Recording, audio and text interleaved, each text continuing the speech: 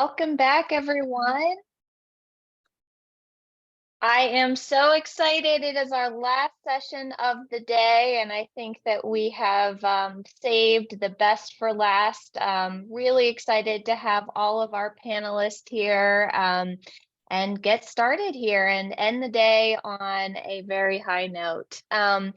So this is our last session, and it is facilitating and supporting college readiness development for post-pandemic students.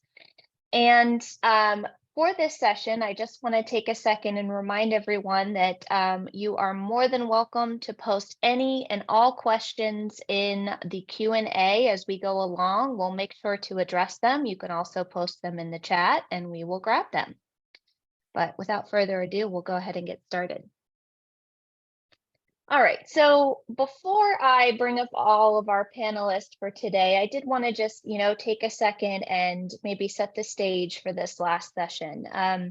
As I know, all of you on this call know, our world went through a major crisis, and that crisis definitely had long-lasting effects on our students, how we teach and support those students, as well as our institutions.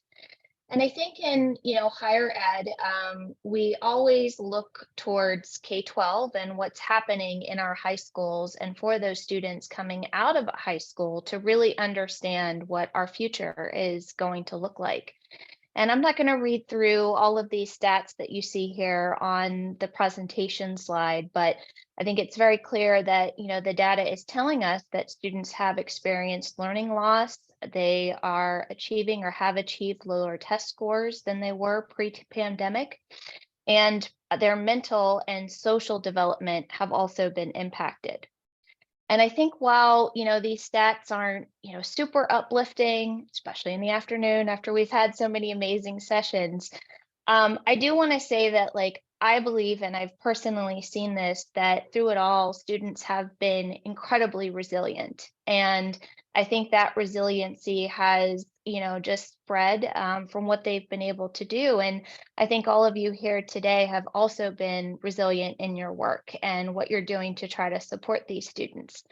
So I'm incredibly excited to continue this conversation about college readiness and development with our fine panelists that we have here today. So I will let them introduce themselves, but we have Michelle Milliken, we have India Leach, Daryl Hilton, and Matthew Coyne. So I'm going to stop sharing so you all can focus on them and not the presentation. And we'll just do a quick round here and let them introduce themselves. So I'm actually going to start with Michelle. Michelle, do you mind introducing yourself and telling us where you're coming from and what program you're part of? No problem. My name is Michelle Milliken, and I work at Sampson Community College. I'm the director of Learning Resource Center there, and we're in North Carolina. Wonderful. Thank you, Michelle. Let's go over to India. Yes, good afternoon, everyone. I'm India Leach. I am the Program Director of College Success at Merit Health Leadership Academy. We are a nonprofit organization in Baltimore who helps prepare high school students who are interested in the healthcare professions. And we also have alumni, over 200 in colleges all around the U.S. Wonderful. Thank you, India. Let's go to Daryl. Daryl, tell us about yourself. Yes, good afternoon. Can everyone hear me? You're coming in loud and clear. Wonderful, wonderful. Yes, well, my name is Dr. Daryl Hilton. I am the Director of Special Programs at the University of the District of Columbia, which is the nation's only public institution in our nation's capital and the second HBCU founded in the nation in 1851.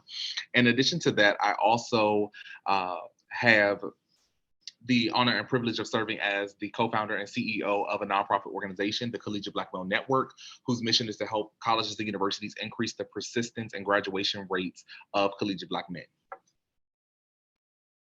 Thank you, Daryl. All right, Matthew, your turn. Hey, I'm Matthew Coyne. Daryl, we are neighbors. I work at UNCF down in DC. Yeah, right. I am the Senior Manager of Operations and Administration for the STEM Scholars at UNCF. So we have a program that specifically brings in undergraduate scholars that are going to go into STEM fields. And that is the scholarship that I work for, run operations for, and I've been working for them for 4 years and have gotten to see an entire 4-year class go from freshman to senior now. So I'm happy to be here. Let's jump in. Awesome. Well, thank you again for introducing yourselves. And we do have some planned questions, and I'll just remind our audience as we go, if they have any questions, to post them in the chat or in the Q&A, and we'll grab them as we go along. But let's get started. So for many institutions, this year is the first full year where the majority of students came back to campus. So I would love to hear if you can share how these students have differed from students that you encountered before COVID. And we'll actually just start at our bottom and stick with Matthew here. Matthew, do you mind giving us a response for that one? Sure, no problem. Like I said, I have been with UNCF for 4 years, so I've seen the scholars come in just before COVID, and it's my seniors now that I'm seeing that on the other side. Just for context of what I've seen personally. The past 3 years have really just been an exercise for us in doing hard pivots from what we used to do and what we had to do during COVID. In March 2020, our program transformed overnight into an academic support and resource center that we didn't really see coming. That was not a necessity. Colleges and universities in lots and lots of ways just didn't know how to launch classes online yet. Let alone provide wraparound support services for tutoring and mental health services and those types of things. Thankfully, and this predates me a little bit, one of our pre-COVID offerings was free virtual tutoring for all STEM courses for all of our scholars. And that had already been in place for 3 years. So our pre-COVID students, they had a tendency to utilize their on-campus resources during those years anyway, and that makes sense. But our virtual tutoring usage, it tripled overnight once quarantine was in effect. Once the majority of our institutions stopped offering on-campus support, and that was because they didn't have the infrastructure for shifting to a remote environment like that, right? So our pre-COVID scholars then recognized at that moment how impactful and important those resources are that they were able to get through the UNCF STEM scholars. For example, our tutors all have terminal degrees and they're Black. And that is really important to note for our scholars because that representation matters. It really does. The tutoring pillar was just one of 6 that we realized at that point that ultimately ended up including mental health services and wellness programming, physical wellness programming, that are all a direct result of the pandemic. And then, of course, our scholars that were selected during the COVID process, that was already kind of in their wheelhouse. We all learned pretty quickly how to do that. So they got it really second nature. Thanks, Matthew. Yeah, and I love you talking about pivoting and resilience because I think that that's just, so key to what, all of you have had to do. And then, of course, what our students have had to do to adjust. And I don't think we're living in the same world that we were pre-COVID. And I think that shows.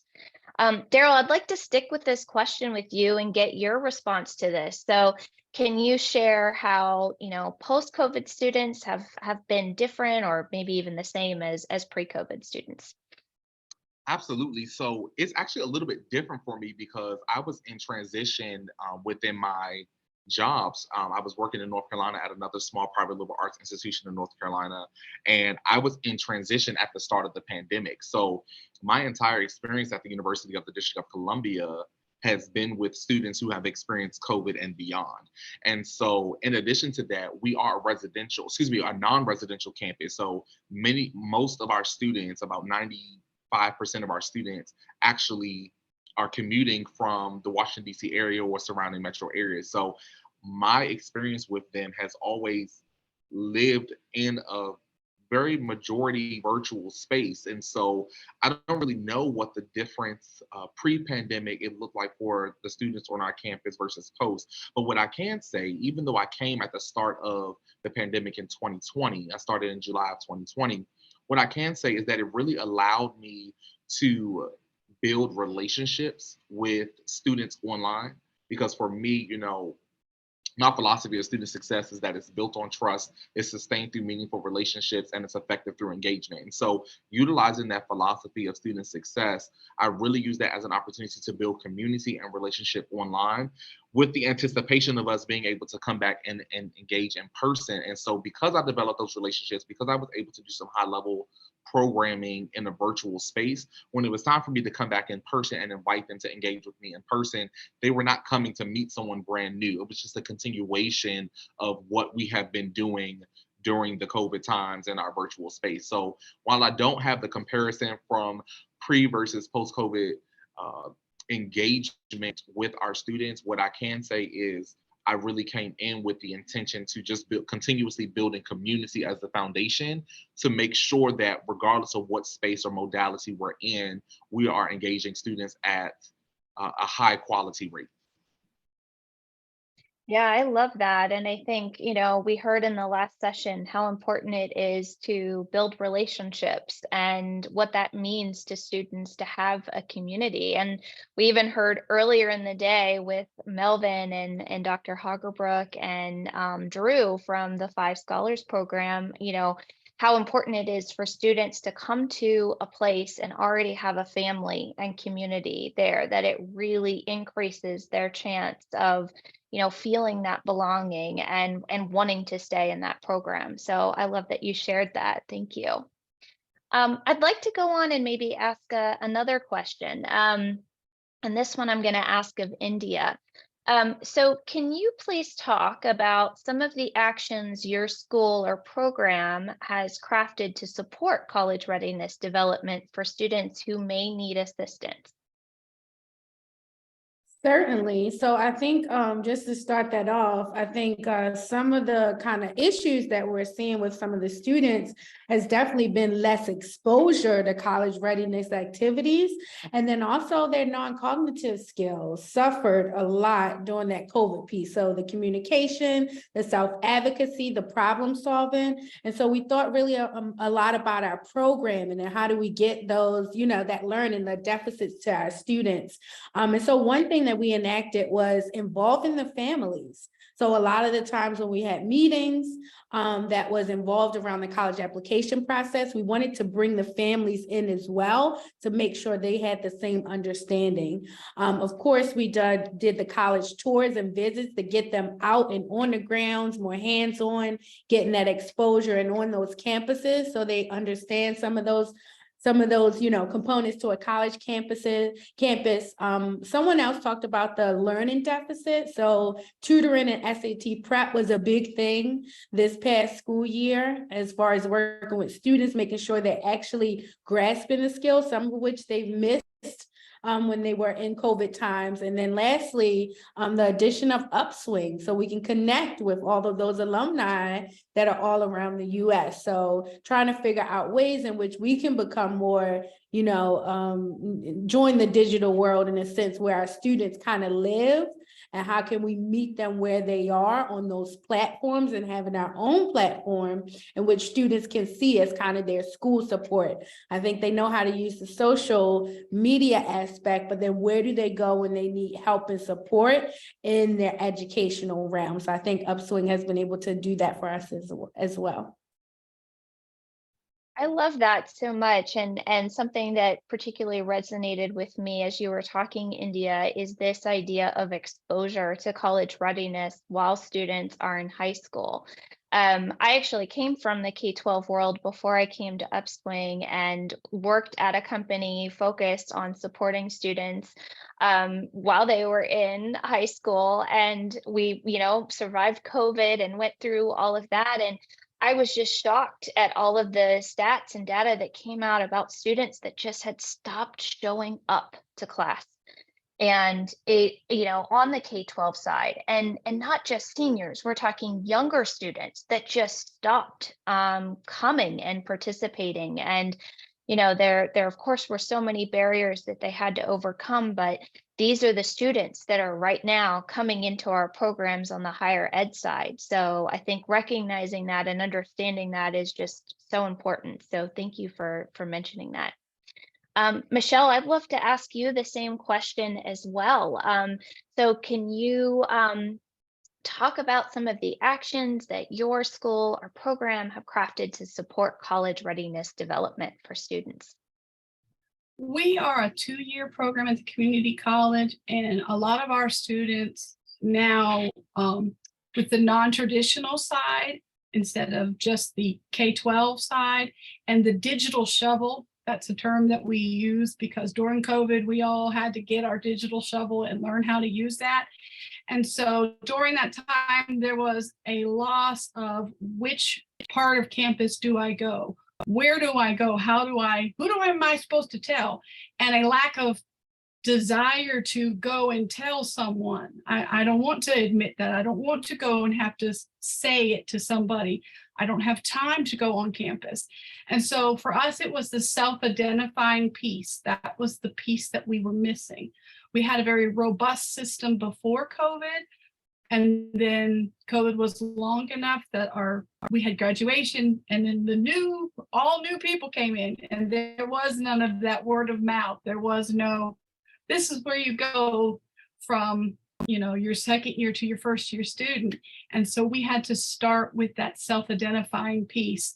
And one of the ways that we were able to do that was through the text messaging services that we use through Upswing, so that we could say, do you need help with childcare? Do you need help with tutoring? Do you need, are you just having a good day or a bad day?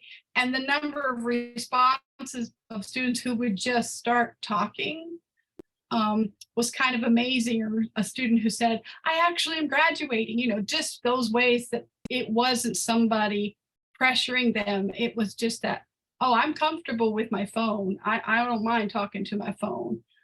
As opposed to trying to figure out the next step.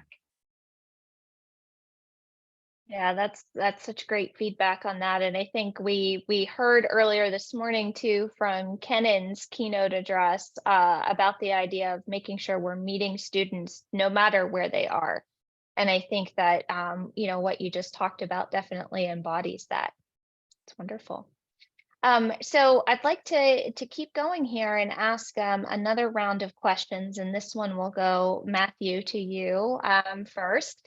So one thing that I'm curious about, and I think a lot of programs or schools struggle with this, is about identifying students that are perhaps struggling with college readiness.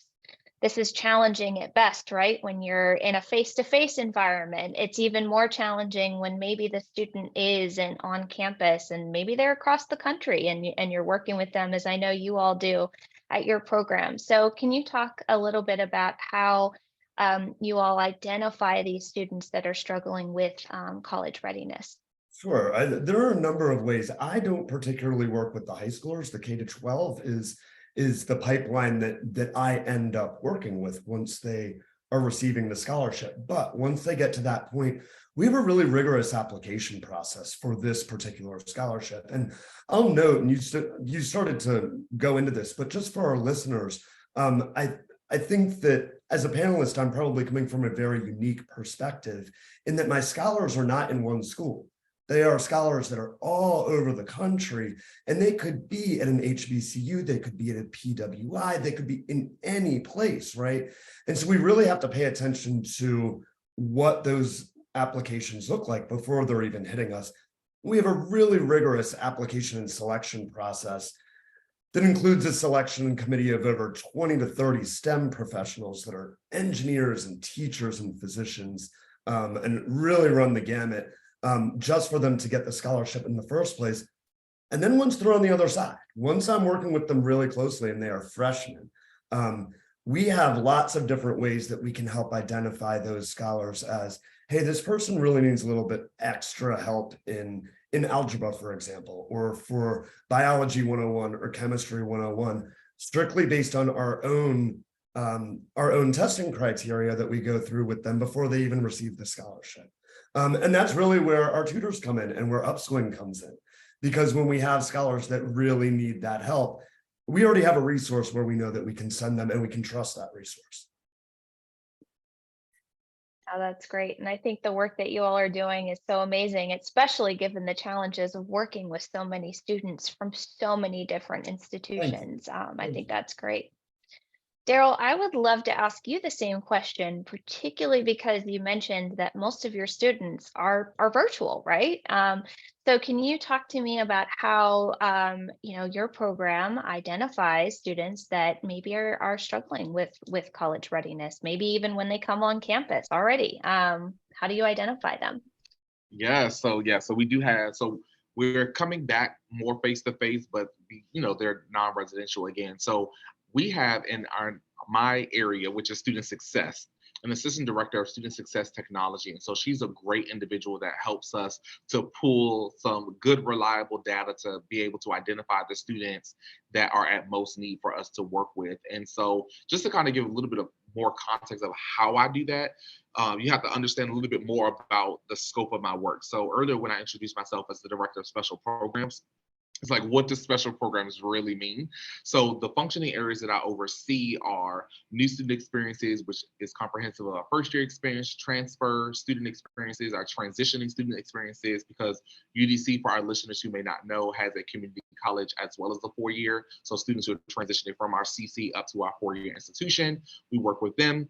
I also oversee a scholarship program, our DCF Scholars, as well as our academic coaching, which oversees and works with the student in the caseload of at or high risk students as it relates to persistence and retention, as well as supplemental instruction, and our online tutoring platform, which is Upswing. So we have a lot going on in that area, right? And so we really have to collaborate and work in conjunction with our assistant director of student success technology. But for example, with our academic coaches, previously we had our academic coaches working with students who were on academic probation, right? Like, hey, you're on probation, let's work with you, be an accountability partner with you to help you get off of probation, right? But since coming into my role, I really wanted to kind of challenge our perspective and say, hey, why are we working with students who are on probation to get them off? Is there an opportunity for us to pull some data to see who is at most at risk, who needs some more high touch, to make sure that we are connected with them before they get into jeopardy to get on probation to begin with?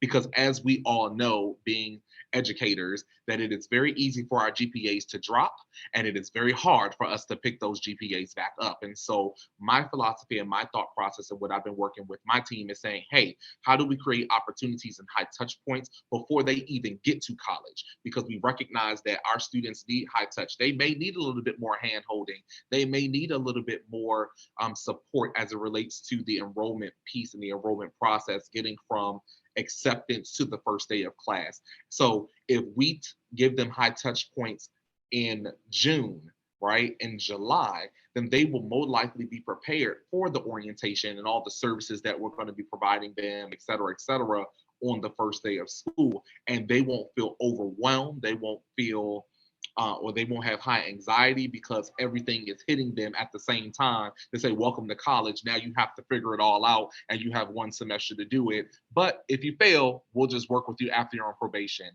It's saying, hey, let's get you in advance. Let's work with you step by step so you have an easier and smoother transition.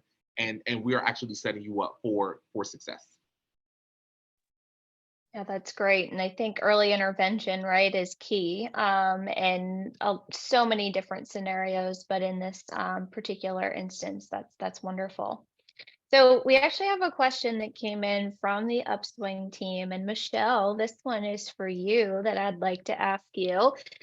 So community college students who are coming from high school have spent a lot of portion of their high school as virtual students. So one of the question we have for you is, did you notice any big social differences as a result of these students coming to Sampson Community College?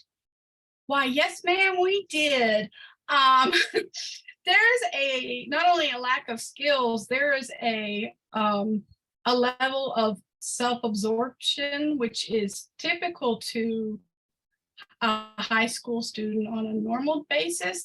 And then your post-pandemic student coming out of high school, that level is much higher, but they also have not had all of those social activities that they were able to interact with throughout their years. And so they're missing some of those experiences. And as a result, there's a lot more high anxiety that they're experiencing.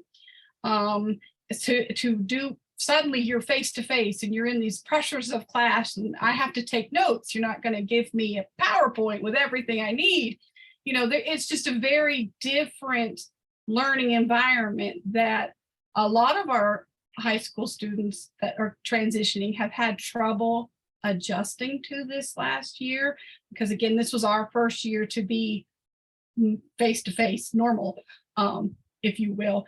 And so we had a lot of struggles for our students to be able to adapt to attendance, to some of those policies that you don't have to do when you're in class in your pajamas at home. Things like that. Yeah, I can definitely relate to that. I've been working remotely for the past 6 years, so the thought of having to go into an office and actually work is just it's mind-blowing. It's so different than what I would actually, have been experiencing. I can only imagine that from a student perspective as well. Thank you, Michelle, for sharing that perspective. India, I actually have a question for you as well from the Upswing team that I'd love to ask you. So given that you work with students at the high school to kind of the college transition level, and that you've had to make some changes and adjustments, now that we are post-COVID, do you see things going back to before, or are there changes that will never go back? And if so, what are those? Yeah, certainly. So I do think it will take some time in a sense, the same way we kind of fell into it. There'll be some transition time back to, there'll be some further cohorts that'll have some more of those non-cognitive skills, have some more of those social skills yet again. And then some things are just going to stay the same. And I think some of the things that are going to stay is when we were able to meet students where they are, doing a virtual session that gets more parents involved on an evening time. That doesn't have to go back in a sense. So I think we've been able to be flexible and just add different things that has been able to, we can keep there because it's working for everyone, regardless if we're in person or not. For our program, because we like to expose students to the healthcare field, we are excited that we can get back into the hospitals for shadowing, for internship experiences. And so things like that has shifted. Last year was the first year we were able to get back into the hospital since COVID. So we're doing that again this summer. So again, there's some things that will, go back to norm with the transition period. And some things we've just been able to, because we were flexible, we've been able to find ways to meet more students where they are. That's great. Thank you for sharing that. And again, I just echoing the theme of meeting students where they are. I'd like to transition a little bit to engagement and motivation, because I think that is such an important factor in terms of making sure that those students, once they get somewhere, they are really just motivated to stay there. And, particularly maybe with students that are struggling a little bit, that's even more important. So Matthew, I'd love to come back to you and ask you, how do you keep students engaged and motivated? It's a really great question, because especially post-COVID, I think a lot of the scholars on a social front were already feeling so anxious that it was easy for them to not want to stay engaged and motivated if there was even the littlest road bump, right? And so we recognized that, and one of the ways that we went about doing it was we decided we're going to invest our time into them, our personal time, right? And for me and for our team, that ended up taking the form of direct phone calls from us to the team. It's a lot harder to mask how you're really doing or how you're really feeling when there's a familiar voice on the other line. So we really got to know those scholars as individuals. And that was for me, and that was for my boss and for everybody on our team. It was something that we really invested in, just really making those relationships one-on-one. It's extremely time intensive to do that kind of thing with hundreds of scholars in the pipeline. But ultimately we decided that was worth it. And another way that we do that is we use Upswing's Anna. Anna is a highly, highly impactful way for us to scale those touch-ins with the scholars once they already know who we are, and we can reach them where they are, directly on their phones, literally where they are. If they are at lunch, they can get an Anna message and start interacting and getting the help that they need. Yeah, we're of course big fans of Anna here. It's one of our, favorite things that we love to talk about. So appreciate you mentioning that. Sure. And I also just very much admire that you all did personal phone calls to students. I think it's interesting, again, as our world shifts and changes, we don't think about picking up the phone that often. We often revert to, instant messaging or emails to communicate. And it means so much having these conversations and interactions with students, even if it's not in a face-to-face basis, but in a virtual basis as well. So that's great. Daryl, I'd love to ask you the same question as well. So what do you all do at University of DC to keep students engaged and motivated? Yes, absolutely. So I would definitely say, specifically for my area in the Office of Special Programs, in order for me to keep my students engaged, I have to keep my team engaged. So all of my direct reports have to be engaged.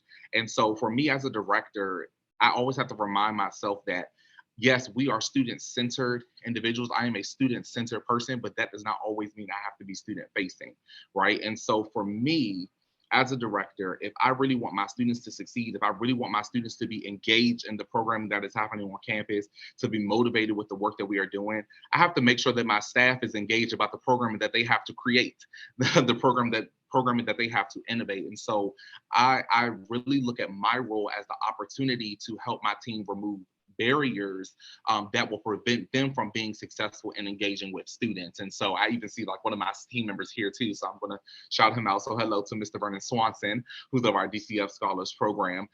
But that's something that for me in my role and kind of where I sit and how I'm positioned at the institution, it's really not about me per se engaging and motivating students, even though that I can. My role and my focus is how do I keep my staff engaged, because they're the ones that are doing the day-to-day work directly impacting the motivation and the high levels of engagement for students. Yeah, that's great that you mentioned that. And I think, we're doing this session today, right? Not to just talk about the, mission that we're also committed to, but to also create a conversation and to provide this professional development opportunity for us all to learn from each other. So I love that you brought up training and development with staff, because I think that's so incredibly important. You, Daryl, can't be everywhere at once, right? So you have to make sure that your, staff are really just, doing the things that we need them to do because they're interacting with students. So I love that. And perfect segue actually to my next question that I'm going to ask Michelle. So Michelle, can you talk a little bit about, training faculty and administration to really support students in terms of making sure they're engaged, making sure that they have the skills, and really just helping them to succeed once they get to Sampson? One of the things that we experienced during COVID was the technology issue, because we are rural. And so between the laptop concerns and the hotspot concerns that we experienced, that was one of the things that my area we had to overcome. Well, it's now post-pandemic and everyone in administration is like, well, we really don't need to do that anymore. And I'm like, but this is the number of laptops we have, and this is the number that have been checked out and taken by students. This is the number of hotspots. It's not something that can just phase out and go away because we are post-pandemic.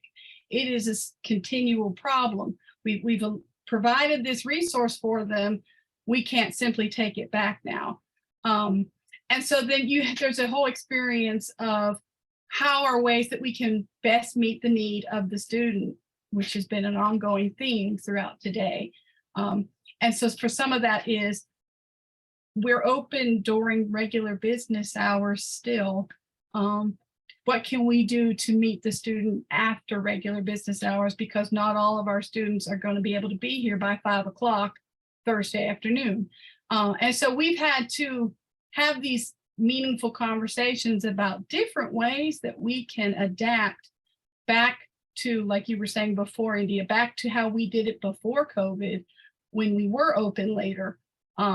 Just little things like that, and how to meet the student where they are. It has been a little bit of a struggle sometimes because a lot of faculty, they're just trying to get back into their swing of post-COVID and what they have to get and do. And so, but I do think it's very important that we not stop everything that we started doing during the pandemic.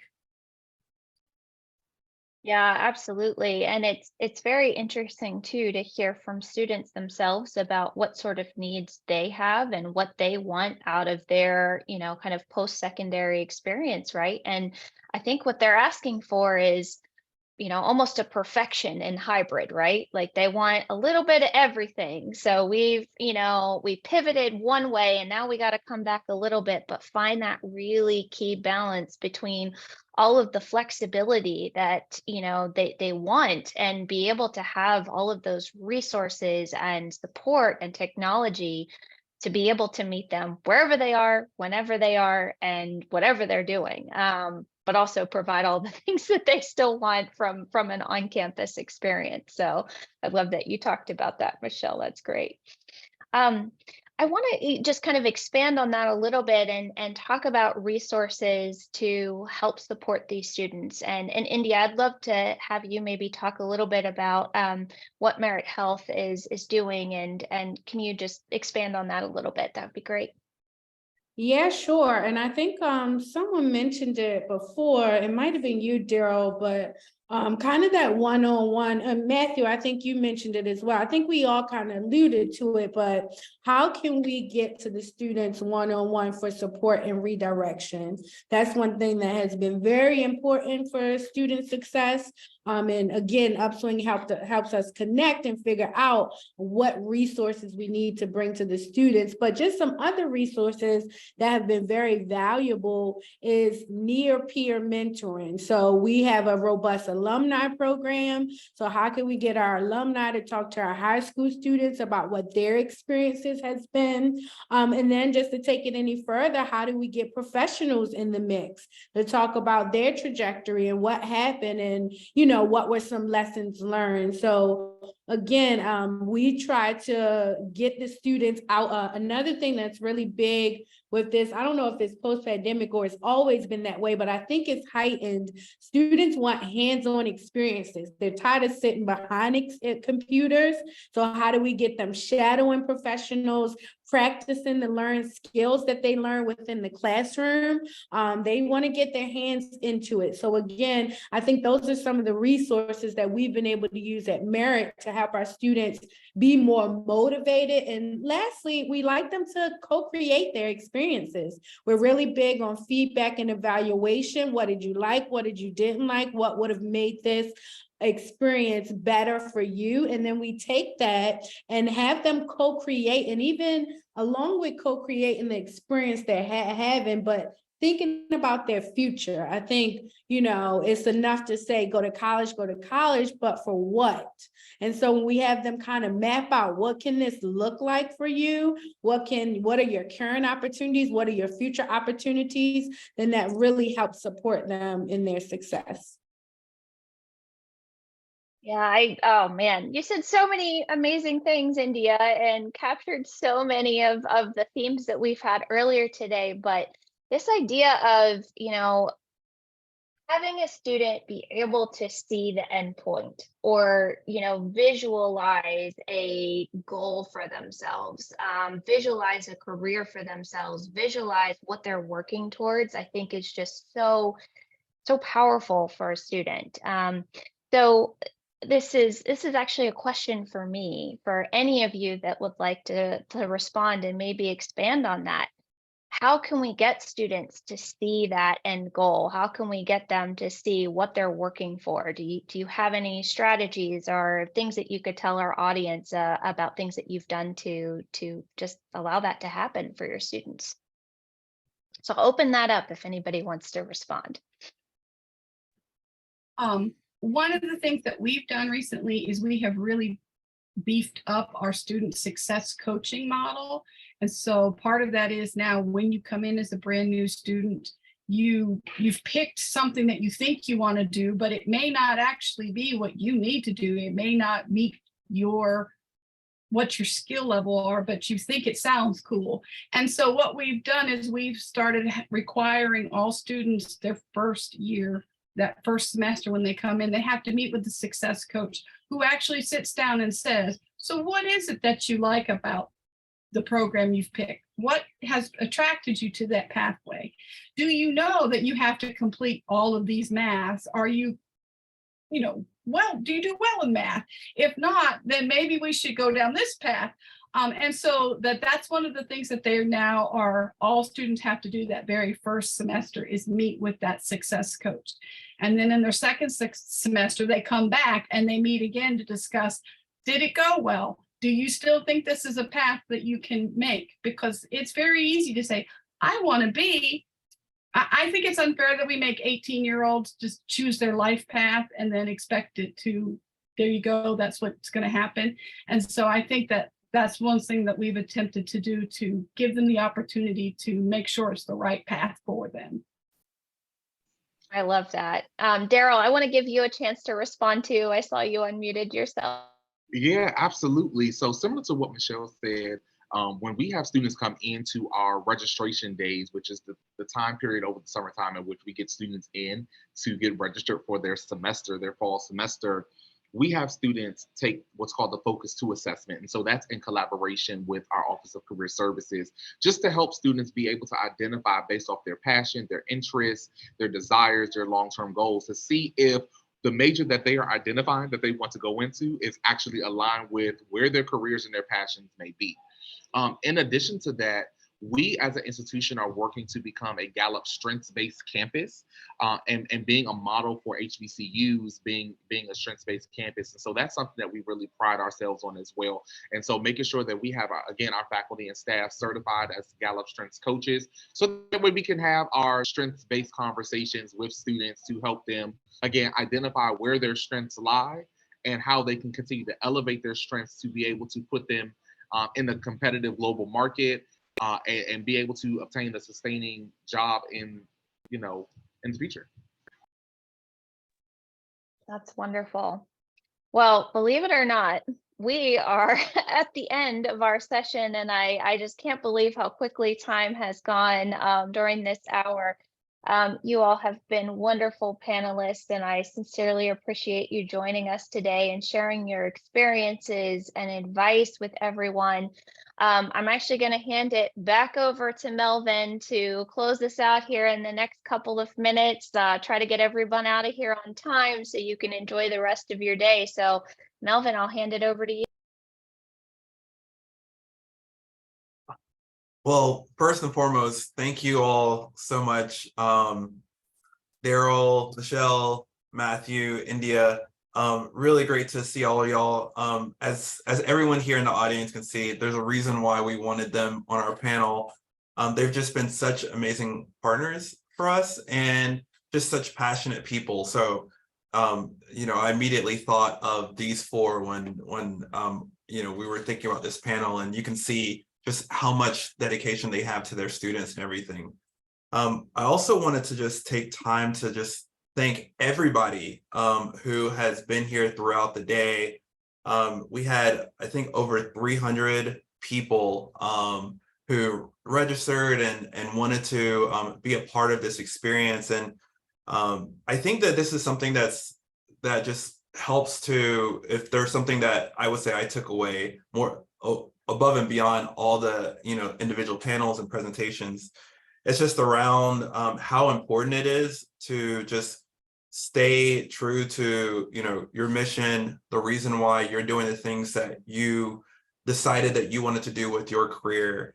You know, when I originally started Upswing, I of course didn't know how passionate and how many other people there were in this space. You know, for me, it was just, how can I make a difference in, you know, my little hometown? But over the course of, you know, the last few years, I've had a chance to just meet so many wonderful people, amazing people who, you know, everyone from the panelists that are here, you know, all the way back to the morning presentation, all the way back to the keynote with Ken and Briggs. It's just been great to just think back on just how all of us have been able to come together and share the different ways and approaches and tactics that we've taken to really try and bring students together.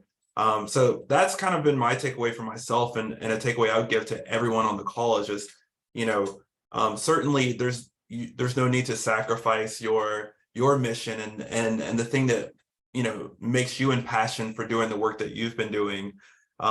If all of us are working together towards this goal, including, you know, others who are kind of the new crop of people coming in, then I think that we'll certainly get closer and closer to that goal of having true equity in education. And so I just want to thank all of you all for just all the time and energy that you've put into making this conference a success today. A couple of housekeeping things that I wanted to just share is that first, all the recordings, I know people have been asking about this, all the recordings will be shared after the presentation via email, so you'll absolutely receive that. Second, we mentioned about the professional development certificates. So attendees will also receive their PD certificates via email as well. There's no need to request that, so you'll be able to receive that. And then finally, if there are any questions, or I know some people asked about, you know, how do I get in contact with, you know, this person or that person, anything like that, feel free to reach out to us just at info@upswing.io. And we will make sure that, you know, we get in front of all those questions, all the information disseminated that you need, so that we can continue these discussions. I really loved hearing different people reaching across different, you know, virtual aisles, if you will, and asking to be able to contact others who are working within their fields. This is exactly the reason why we wanted to do this conference. So that was so great to see. But that's basically all that I have on my end. So on behalf of myself, on behalf of Elena, on behalf of Simone, the rest of the Upswing team, just want to say thank you all again and enjoy the rest of your afternoon.